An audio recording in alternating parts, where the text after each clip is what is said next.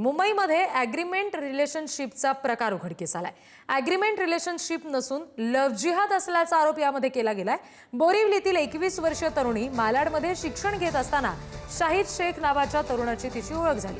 ही ओळख हळूहळू प्रेमात बदलली। मात्र दोघांनी लग्न न करता परस्परांमध्ये रिलेशनशिप ॲग्रीमेंट करून एकत्र राहण्याचा निर्णय घेतला। कुटुंबियांनी या प्रकरणामध्ये विश्व हिंदू परिषदेची मदत घेतली होती।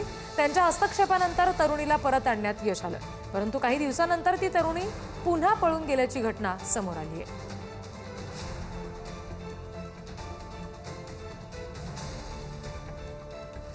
मुंबईमध्ये ॲग्रीमेंट रिलेशनशिपचा प्रकार उघडकीस आलेला आहे।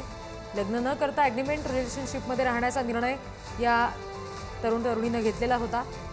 कुटुंबियांनी मुलीला परत आणलं, मात्र त्यानंतर मुलगी पुन्हा एकदा पळून गेल्याचा प्रकार घडलाय।